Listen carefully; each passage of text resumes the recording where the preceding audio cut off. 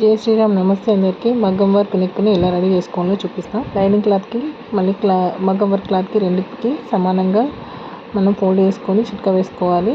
చిట్కా పెట్టేసుకున్నాక దానికి మధ్యలో ఒక స్టిచ్చింగ్ వేసుకొని అతను అటు ఇటు కదలకుండా మనం స్టిచ్చింగ్ అయితే వేసుకోవాలి.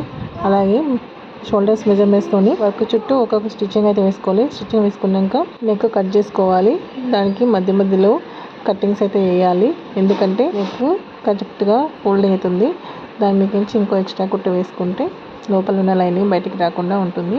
అలాగే హెమ్మింగ్ చేసుకోవడానికి పట్టీ అవసరం లేకుండా పైన ఉన్న క్లాత్ని 1 ఇంచ్ ఎక్స్ట్రా క్లాత్ కట్ చేసుకొని ఇలా ఫోల్డ్ చేసుకోవాలి. ఆ తర్వాత సైడ్స్ కన్నిటికి స్టిచ్చింగ్ చేసుకొని దాన్ని హెమ్మింగ్ కోసం అని మనం ఒక 1 ఇంచ్ వదిలిపెట్టుకున్నాం కదా, అది ఇంకొక 1/2 ఇంచ్ ఫోల్డ్ చేసుకొని మనం బ్యాక్ ప్లేట్స్ అయితే పెట్టేసుకుంటే సరిపోతుంది. ఇలా మగ్గం వర్క్ బ్యాక్ పార్ట్ని అయితే రెడీ చేసుకోవచ్చు. ఈ వీడియోల కోసం ఈ ఛానల్ని లైక్ చేయండి, షేర్ చేయండి, సబ్స్క్రైబ్ చేయడం మర్చిపోకండి.